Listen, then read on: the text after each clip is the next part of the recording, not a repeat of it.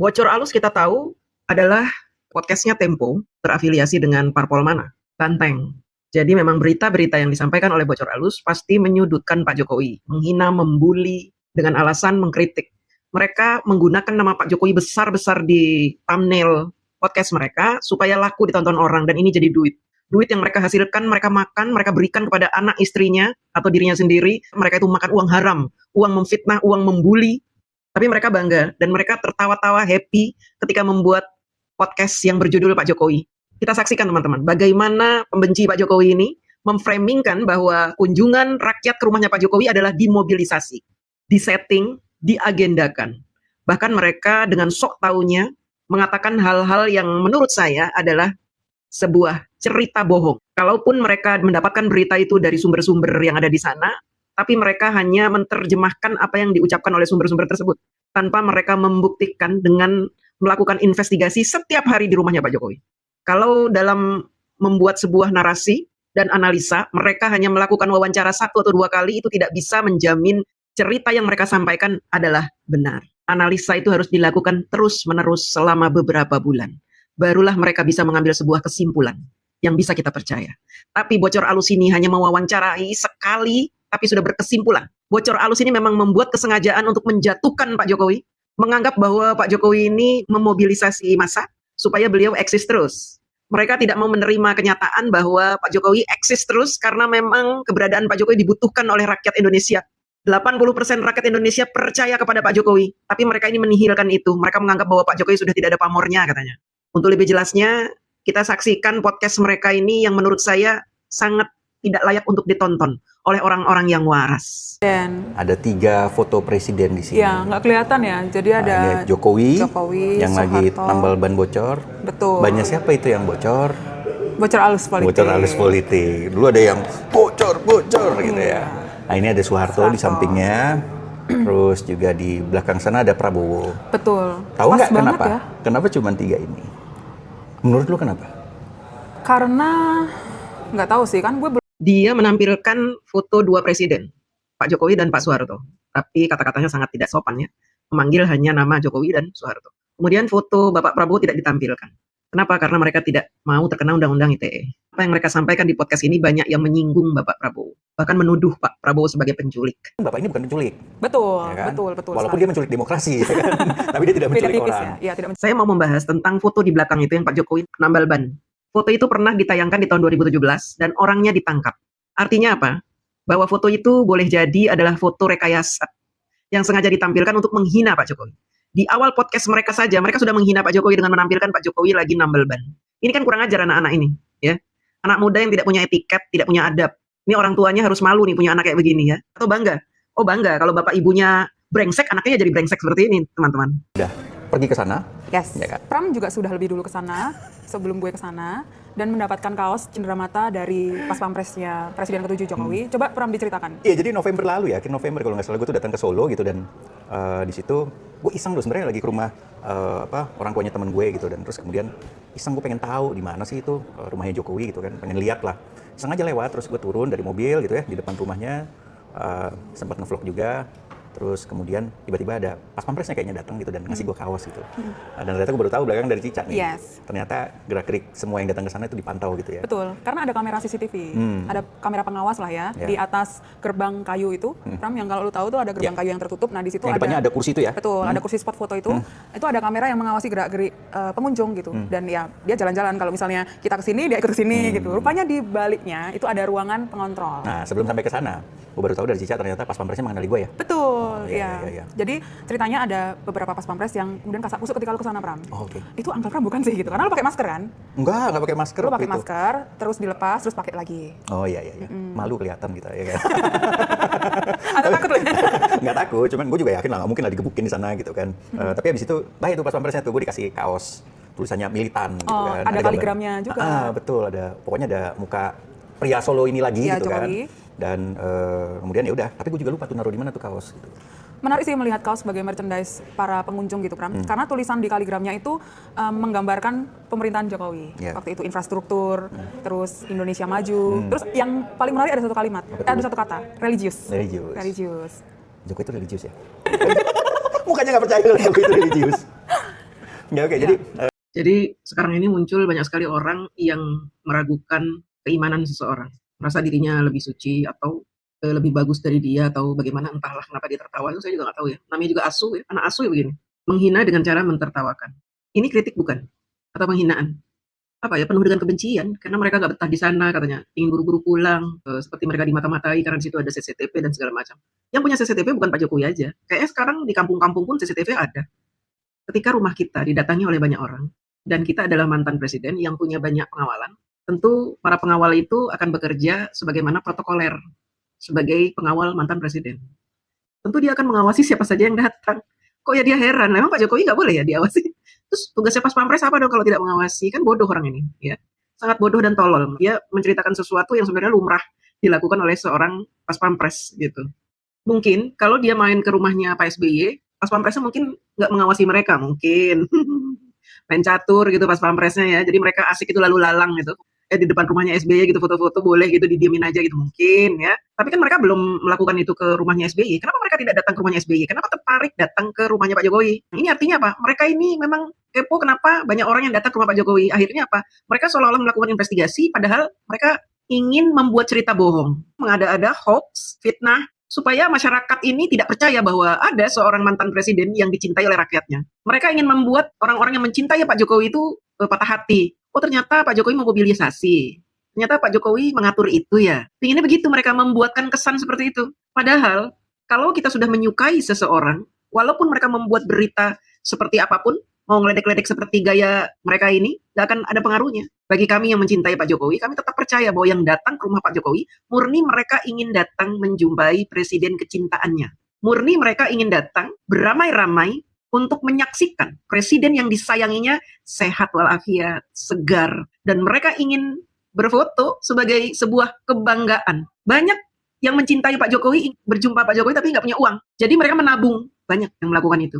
Terutama yang berada di luar Pulau Jawa, dari Kalimantan, Sulawesi, mereka nabung supaya mereka bisa ketemu Pak Jokowi. Dan mereka tidak melakukan investigasi seperti itu kepada pecinta-pecinta Pak Jokowi.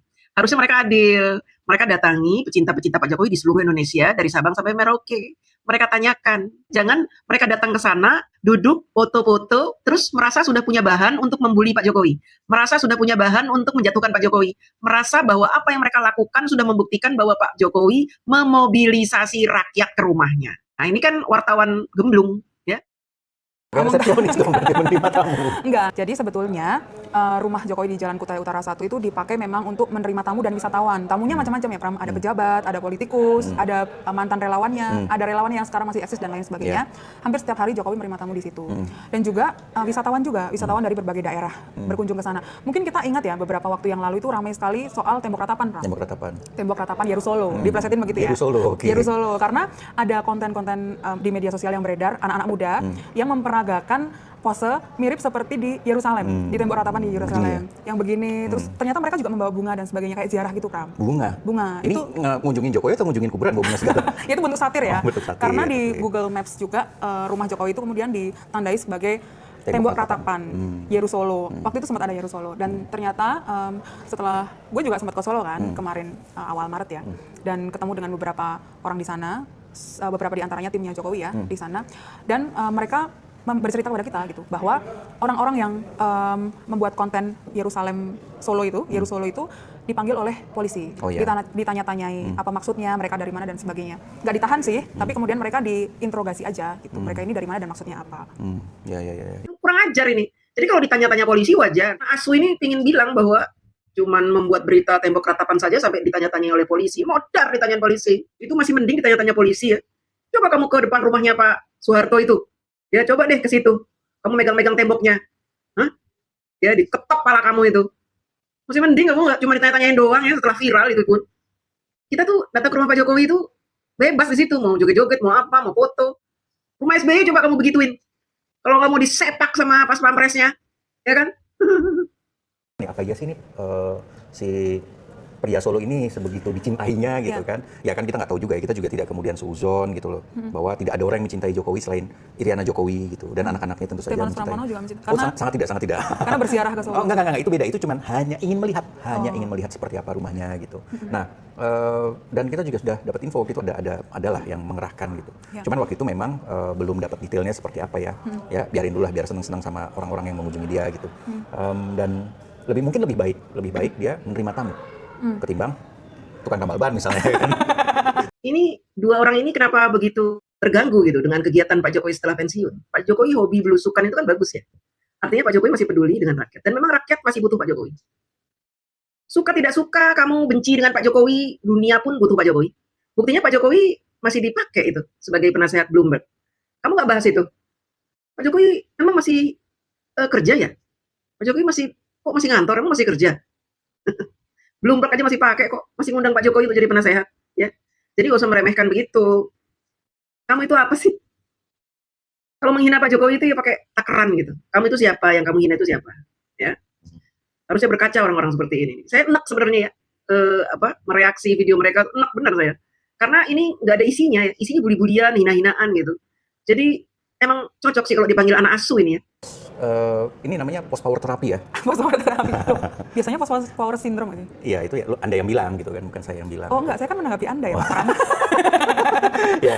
Post power terapi. Iya. Oke. Ya, mungkin karena beliau memang hobinya dulu belusukan gitu sehingga ini sudah menjadi kebutuhan Iya, yang betul. harus dipenuhi. Betul. Gitu ya. Tapi lo melihat nggak sih ada semacam pola yang sama ketika wisatawan datang gitu, misalnya pengaturan dan sebagainya. Waktu lo kesana gimana? Nah, Pak? jadi sebenarnya waktu itu sudah cukup lama ya, gue tuh dapat cerita. Kita juga kan waktu itu Iya, kan iya. bahwa orang-orang yang datang ke Solo itu sebagian itu dikerahkan. Ada Sebagian mobilisasi ya? Dulu ada ya? mobilisasi, itu Iya. sudah lama, Iya, sudah dari awal 2025 sepertinya ya. Ya, beberapa waktu setelah lengser ya. Setelah Jokowi? lengser, Iya. betul gitu. Dan gue kan juga penasaran. Saya dapat cerita. Kalau dapat cerita, artinya dia tidak punya data apapun. Kecuali dia dapat bukti. Saya dapat bukti, dapat data. Siapa saja yang datang dan siapa saja yang dimobilisasi. Menggunakan apa, siapa koordinatornya. Baru itu bisa dikatakan berita otentik yang bisa dipercaya. Kalau cuma bilang, saya dapat cerita, biarin aja lah, biar dia senang-senang dulu dengan orang yang datang. Saya kasih tahu ya, Anak Asuh. Saya sudah 8 kali bertemu Pak Jokowi di kediaman beliau, yang kamu bilang kantornya itu ya. Kantor Pak Jokowi lah itu, anggap saja kantor itu. Setiap saya datang ke sana, itu saya berjumpa dengan masyarakat yang juga ingin bertemu dengan Pak Jokowi. Tidak ada satupun orang dari mereka yang ingin bertemu karena disuruh. Rata-rata saya berjumpa dengan mereka, mereka itu ngomong ke saya sebenarnya sudah lama ingin ke sini, tapi baru ada kesempatan, alhamdulillah, akhirnya sampai juga ke rumah Pak Jokowi. Artinya apa? Bahwa mereka memang sangat ingin datang berjumpa dengan Pak Jokowi. Walaupun tidak berjumpa dengan Pak Jokowi, mereka tetap bahagia bisa berfoto di depan pintu kediaman Pak Jokowi. Begitu, ya. Jadi 8 kali pertemuan saya dengan orang-orang yang sama dengan saya berjumpa dengan Pak Jokowi itu sepertinya lebih akurat daripada data kamu yang mungkin cuma sekali 2 kali ke sana lalu berkesimpulan. Bahkan kamu mengatakan saya dapat cerita. Kalau saya dapat data. Karena apa? Orang-orang yang mau berjumpa dengan Pak Jokowi secara khusus harus menulis di buku tamu. Kamu nggak tahu kan? Ada buku tamu. Khusus untuk orang-orang yang ingin berjumpa dengan Pak Jokowi secara khusus. Misalkan di malam hari atau di jam-jam tertentu. Mereka harus tulis. Atau kalau bagi relawannya seperti saya, bisa janjian dengan ajudannya Pak Jokowi.